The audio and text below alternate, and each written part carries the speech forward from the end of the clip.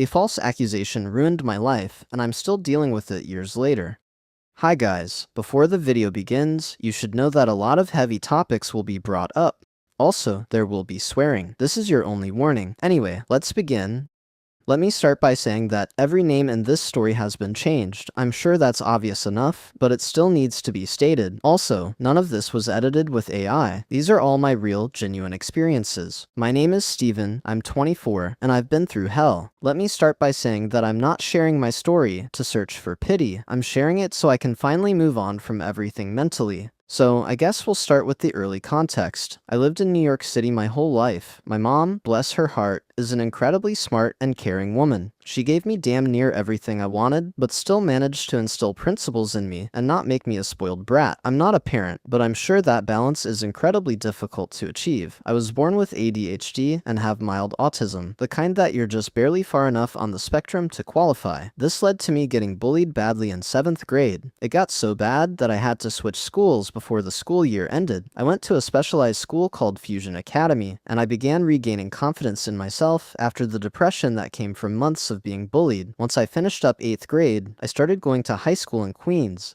This is where some of the problems began. See, I have a rocky history with medication. Around the time I started high school, my ADHD meds began mixing with puberty in a very problematic way. This led to me being very forward verbally with the girls in my school. So needless to say, things were off to a rough start. Also, around the end of my freshman year, I got introduced to marijuana. One of my classmates had a pen, and he let me try it. I was instantly hooked. At that point in time, I only ever did it when my friends offered to share, because I was too scared to try and get it myself. That said, keep this in mind, it'll show up again later. Once my sophomore year came around, I met this new girl. Let's call her Mina. She was in her senior year, and I was absolutely love-struck. Like, straight up Looney Tunes, hearts and eyes, babbling like an idiot, sort of thing. After a school event, we started each other more and more, and it seemed like things were going really well. She introduced me to different anime, like Your Lie in April and The Devil is a Part-Timer. We'd have our intimate moments, we'd hang out together a ton. Then the red flags started showing up. There were multiple times when she'd openly flirted with other guys right in front of me. The first was when she graduated, and I came to her graduation to support my friend. Her and I went to get pizza after when our student president, let's call him Mike, showed up and sat with us. Eventually, she left, and like an idiot, I left her with him. They ended up making out in the bathroom, which I found out from someone else later. Now, here's the thing about me. I'm incredibly forgiving, pretty much to a fault. So, when I got upset and she'd manipulate me with fake tears and apologies, I'd always just move on. This would happen constantly, and it even got to the point where I convinced my mom to drop $500 on Broadway tickets for us to see SpongeBob Musical, along with the money to buy dinner at this fancy Japanese restaurant. Anyway, fast forward to my junior year. Things are going well, everything considered. Mina had broken up with me around the summer, but I met a new girl, Sarah, who was absolutely amazing. She was genuine, kind, basically everything that Mina wasn't. I honestly wish I stayed with her, but like an idiot, I broke up with her at the start of the school year because she was going to school somewhere in Massachusetts, and long-distance relationships don't tend to work out for me.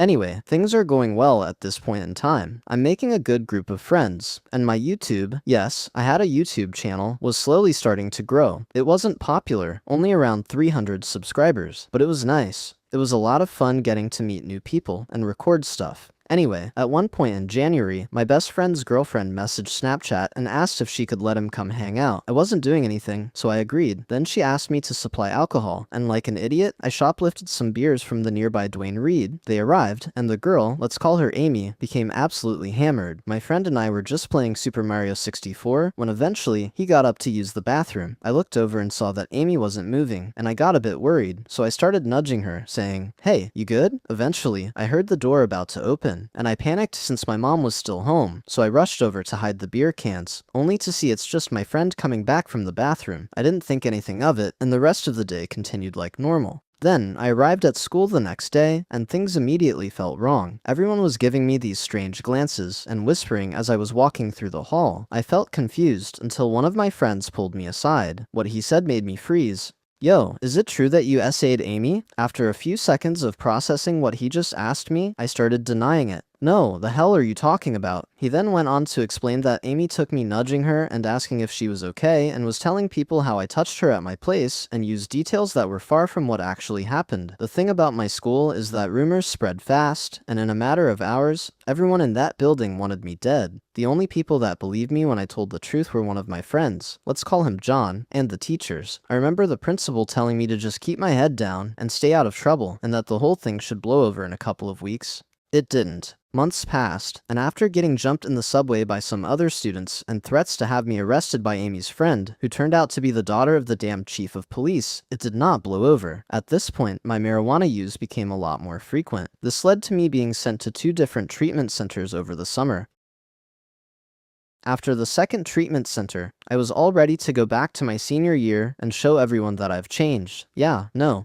Turns out the rumors got even worse and have evolved from me just touching Amy to me drugging her drink at a party and full-on SA. Even more of my friends disowned me at this point, including one friend who didn't even go to my school, let's call her Tori, who I literally saved her life during a severe depressive episode she was having. Needless to say, I relapsed pretty quickly. At one point, the only friend at that school I had left came over to my house so I could tell him the truth. After I explained everything, he said he was absolutely disgusted with what people are saying about me and what he hears every day. I'm grateful to have someone like him. That said, it didn't make everything go away. Eventually, me and my mom decided that I should go to another treatment center, this time in Utah, so I can start over far away from all the drama and finish my senior year on a good note. So, I go and things slowly begin to get better. However, at this point, I was still in contact with Mina. She said that she believed I was telling the truth about everything when she heard about the rumors. Then, I eventually found out that she let Amy move in with her despite knowing this. She gave some bullshit excuse about Amy having bipolar and remembering things differently. That was the point where I realized I couldn't keep her in my life. I blocked her on everything and haven't heard from her since. I am a little worried though, because we made a promise to each other that if I was still single when I turned 25, that we'd get married. I don't want her to randomly show up on my doorstep because of that, especially after everything she's done that I have no intention of forgiving. Anyway, fast forward again a couple years. I met a new girl, let's call her Ashley, and she's basically everything I wanted in a partner. I was always supportive of her, especially since she had issues with her own mother and didn't want to go home sometimes. Her mom would body shame her since Ashley was on the bigger side. My mom loved her and was very supportive of our relationship. We dated for about a year and a half before I relapsed again, and I go to California to another sober living. Around this point, me and Ashley broke up since we both decided that long distance wasn't gonna work anymore, and I needed to focus on myself. I stay in California for about 3 years. During that time, a year after we broke up on June 9th, 2024, I try to reach out to Ashley on Instagram just to catch up. She then gives me this story about how she had a concussion and got retrograde amnesia and doesn't remember me. Naturally, I got worried, so I called her mom to ask if Ashley is okay. Her mom didn't know anything about it. I realized at this point that Ashley was lying to me, so I sent her one last text before blocking her. Ashley, if you didn't want to talk to me, you could have just said so instead of lying. I was genuinely concerned when you told me you had retrograde amnesia from a concussion. I even called your mom because I was so worried, and she said she didn't know anything about it. I've always been open to honest communication, so I don't understand why you felt the need to make up a story. I'll respect your wish for space, but if you do want to talk, I'm here as long as you can be honest with me. Goodbye. Not gonna lie, that whole situation hurt, not just because I had to block her, but because she never acted like that before when we were dating. She was never dishonest with me, and the sudden change was concerning. Anyway, I met a new partner, Anna. She was a trans girl who didn't transition yet. At this point, I just wanted to feel loved, and I was open to trying new things if it meant getting that. We met on Team Fortress 2 and were friends for a couple years until she confessed that she had feelings for me on Christmas of 2024. We started dating around January and things were good. Then the red flags began to show up. I noticed how she wouldn't want to call sometimes. This started happening more often. We'd talk about it, but it would never change, and she'd never do video calls. I saw pictures of her and saw her on a video on her YouTube channel where she does podcasts, but we'd never do an actual video call. Fast forward to late 2025. I'm in Connecticut where I'm still working now. When I got there, I made a whole plan for Anna to come visit me at a bed and breakfast near the sober living I'm staying at. When my mom and dad came to visit, I told them about the plan. I had previously told them about Anna, and I came out as pansexual the previous Christmas.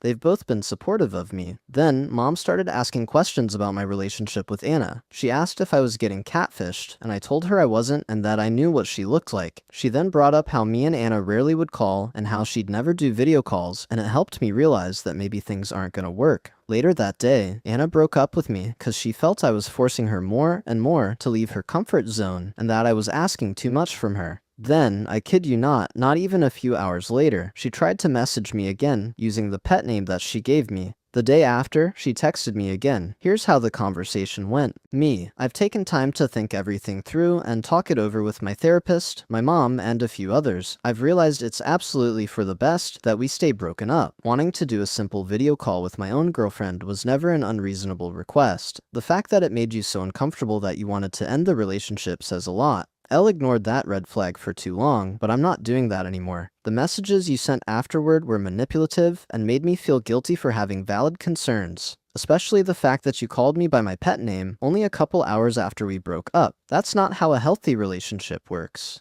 Put in real effort, stepped out of my comfort zone, and tried to make things work, but it's been one-sided for a while now. I'm grateful for the good moments we had, but I'm done tolerating behavior that minimizes my feelings or disrespects me. I'm moving on from this. Take care of yourself. Her: I didn't end the relationship over a video call. It was because I frequently felt that I was being pushed to do things I am not good with, things you already knew about me before we entered a relationship. The video call was the final straw that pushed me over the edge and think enough is enough. I don't think you meant to do it at all, but when you repeatedly ask me to do things you know I struggle with, it makes me feel like I'm not enough as is, and will constantly have to change myself to appeal to you, which simply isn't fair. I tried to be gentle and nice after because while I felt valid to be upset, I hate getting angry and wish I handled explaining it better. I still care about you, even if we aren't in a relationship, and it wouldn't feel right to not check in on you. Me: I don't believe that you do, and even if you did, the messages you sent me were manipulative into guilt-tripping me for asking you to put in the same amount of effort I was. It's like my feelings don't matter. Don't talk to me. I don't want to have to block you. Her: fuck those pieces of shit for ruining our relationship. It was perfectly fine before you let others get into your head about it. I loved you so much, and you were always enough for me. That's why I never forced you to do anything you weren't comfortable with, because I loved you and wanted you to always feel comfortable, valid, and enough to me. It was just them that convinced you I wasn't. I always gave you 100% of my effort, and I was happy with you. If this is goodbye, then this is goodbye, and I'm sorry it went like this. You still mean a lot to me, and I felt the very least we could have is continuing to know each other and make each other laugh, but that's been stolen from me too by people whose opinion belongs nowhere near a relationship between two people. You'll always have a place in my heart, even if it isn't as a partner. I cried and mourned our relationship all night because it meant something to me and always will. I guess I'll have to do that some more if memories are all I'll get to have left. Goodbye. I truly hope you find someone who gives you what you're looking for. I am sure you'll make them just as happy as you made me during our time together. Me: don't you dare talk about my mother like that. Her: why shouldn't I? She's the entire reason this happened, because of her own unhinged paranoia. I find it amazing how you'll defend her even though you refused to defend me when she accused me of being a fucking catfish. You know I'm real, you have seen me on fucking video before, and you still let a woman's paranoid delusions ruin our relationship anyway. Was I in a relationship with you or your fucking mother? You need to actually stand up for your goddamn self for the first time in your life. How she treats you isn't okay either, by the way. She tosses you around numerous facilities like you're trash, instead of taking care of you in her own home like any mother should. You're more in love with your own mother than you ever were with me. It's gross. She will ruin your next relationship with her paranoia too, until you realize you are a grown adult man and make your own decisions. Just remember back to how nice everything was before you let your fucking mother get into your head. She probably doesn't like me just because you being in a relationship means less ways that she can control and manipulate you. The whole reason why she probably came up with that bullshit narrative is because that's exactly what she does. Gaslight, manipulate, and lie.